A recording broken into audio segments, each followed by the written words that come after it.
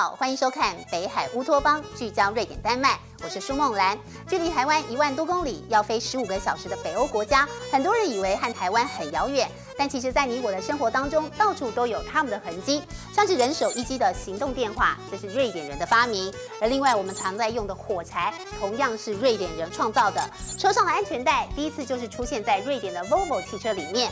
还有横扫全球的平价家具 IKEA， 还有平价服饰 H&M， 都是瑞典设计。而另外，在70年代风行欧美的阿爸合唱团，瑞典人，还有主演北非电影《风华绝代》的英格丽·褒曼，他也是瑞典人。当然，我们也不能忘了诺贝尔奖的创办人诺贝尔，他就是出生在首都斯德哥尔摩的瑞典人。不光是这些伟大的发明，还有跨时代的人物，瑞典被称为是人类历史上最成功的社会。以2010年的每人国民所得为例，瑞典高达了52000多美金，全世界排名第9，而丹麦看到更高了，有62000多美金，名列第5。至于台湾是18000美元，虽然预估今年有机会突破2万，但依旧是人家的1/3。这些高收入之外，更令人羡慕的是，他们有从摇篮到坟墓的社会福利，像是生一个小孩，父母可以放18个月的育婴假，最高领到653万台币的政府补助。这是什么样的幸福国度？画面中这个正在放育婴假的台湾男人马克思要来告诉我们。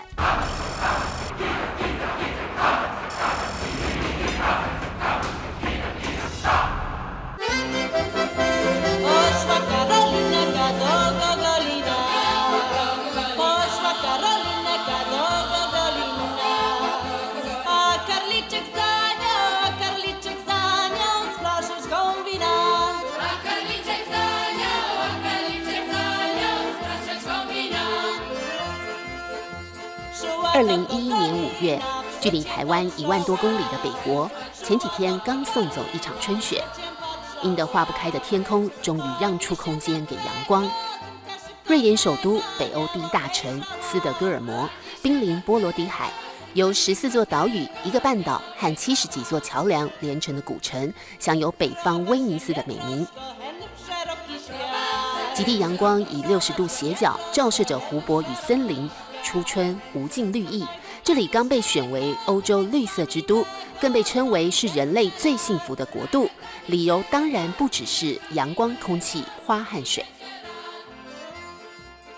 Hello， 马克思。嗨 ，Hello， 打扰喽。这一天7度低温，我们探访搬来瑞典3年的台湾人马克思。可以这样子吗？很高兴啊！哇，他现在还会转，好厉害！要这样吗？我现在在干嘛？我在跟他玩啊，在玩旋转木马。那你不用上班吗？我现在放育婴假。育婴假，台湾男人马克思政大法律系毕业，顶着英国法学 MBA 和法国商学3个硕士光环，从事文化创意工作。以台湾人的角度，他实在没有太充分的理由可以待在家里带孩子，不出去工作。孩子生完以后的国家有，瑞典国家有提供那个480天的育婴假，然后是跟父母亲共同分享。我大部分是让我太太放比较久，那我大概放2-3个月。480天育婴假，你没有听错，在瑞典，小孩出生直到8岁之前，父母可以分享长达18个月的育婴假，而且还照领80%的薪水。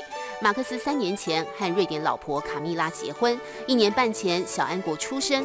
担任政府部门生物学家的卡蜜拉，先休了1年多，在家照顾安国。现在轮到了马克思，因为政府规定，父母任何一方至少都要休假3个月，确保双方可以享有亲子相处的空间。For us Swedish people, we think it's that a child has 2 parents, and that actually there's no difference between mother, father, and that the father must also have a good relationship with the child. 所以安国8岁之前，父母亲有完整的1年半时间可以陪在身边，而没有休育婴假的另一方，在安国小学毕业之前，还可以只上班半天或是3/4天，像是卡蜜拉，每天下午3点就提早下班。听到这里，已经够让台湾父母羡慕，但在瑞典生儿育女优惠不止如此，从小看医生免费，小学到大学教育也全免，还有羡煞人的补助和零用金。从他一出生下来，政府每个月给父母约略1000克朗的钱补助费，那一直给到18岁。高中毕业之后呢，如果孩子还要继续念大学的话，他每个月政府会给那个学生2000克朗的零用金。那这个部分是不用还的。那你另外还可以再跟政府预借6000克朗的零用金每个月，那直到你大学毕业以后。以小安国为例，到18岁之前，马克思夫妇可以领政府226800克朗，瑞典克朗和台币汇率约1:4.8，相当于台币1088640元。而小安国大学4年，政府还要给他96000克朗，相当于台币46万元的零用钱。在瑞典养一个小孩，实在比台湾容易的太多。瑞典政府更贴心的设计生越多领越多的制度。生第2胎补助升高到2100克朗，第3胎3150克朗。如果生到第6胎，一个月补助6300克朗，领到18岁，等于是台币6531840元。Everyone should be able to give food to their children and education, and everyone should have a chance to have a good life. Yeah, I think it's quite lucky to be Swedish.对人民如此慷慨，瑞典成了人人恨不得投身的保姆国家，也影响了一海之隔的丹麦。采访途中遇到的丹麦孩子都觉得活在天堂。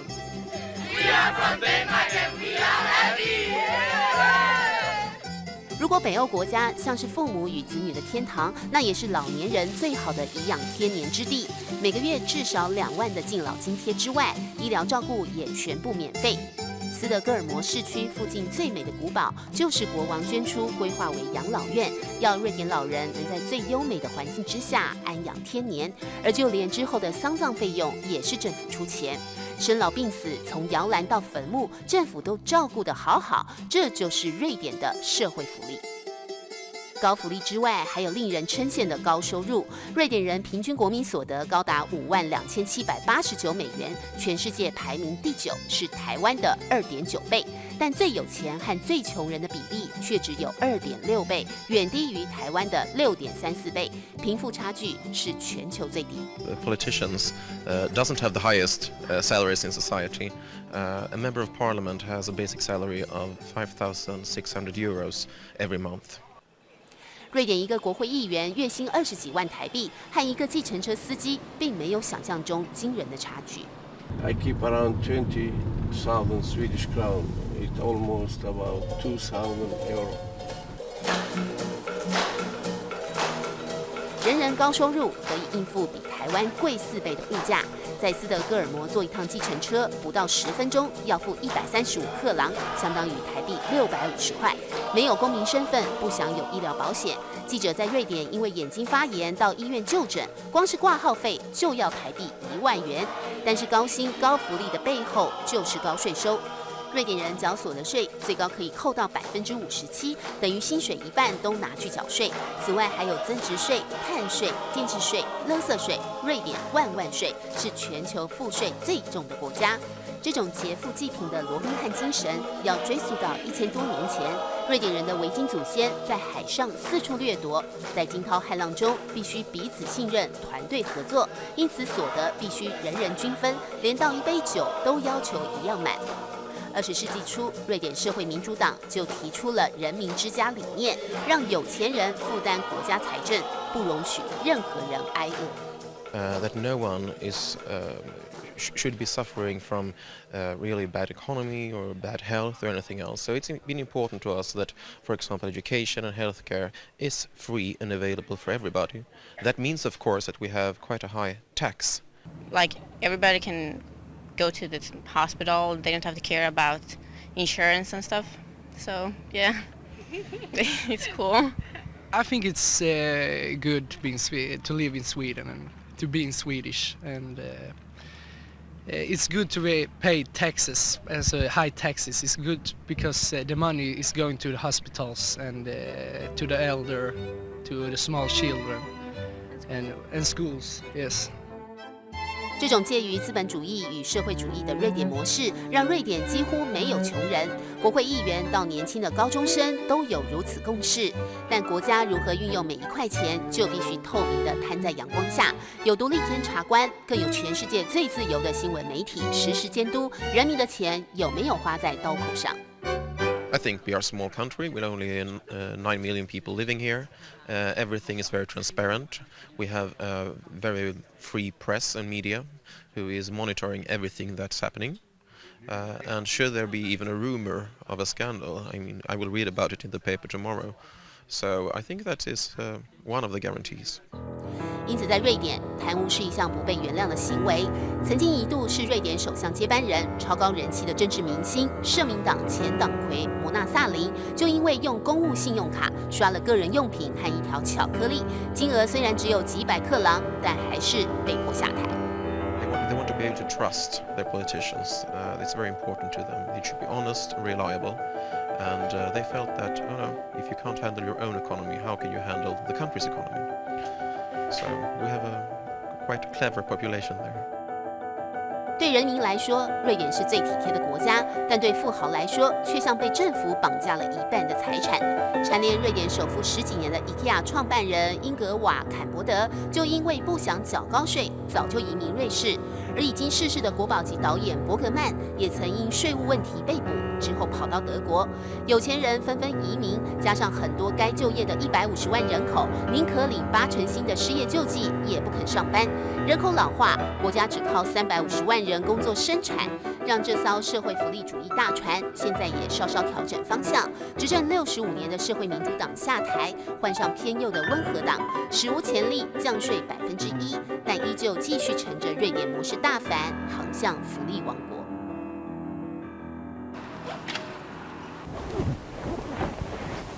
来坐下，坐下。学这个真的是对台湾男人来说还蛮难的。下午3点，马克思带着小安国到住家附近的湖边散步。这里也是瑞典大公主的资产，但却开放给所有公民使用。你看船呢，白色船，哇哦！你们好厉害！沿途上到处看得到和马克思一样休着育婴假的瑞典爸爸们和家中宝贝一起晒幸福。说我儿子或我的小孩跟我的关系，要说前半年是没有那么的近，可是，在真正跟他花时间跟他相处以后，我觉得就才能建立起那个连接的关系。那对台湾来说，真的是特别台湾男生来说，真的是蛮特别奇妙的经历。北国的阳光虽然没有温度，冬天日照只有3小时，甚至终日黑夜，气温更可以低到零下20度。但马克思知道，无论气候多冷冽，经济多艰难，他永远不用担心小安国的未来，因为《礼记》中“老有所终，壮有所用，幼有所长，鳏寡孤独废疾者皆有所养”的完美大同世界，已经在这一片湖光雪影、森林、遥远的北国实现了。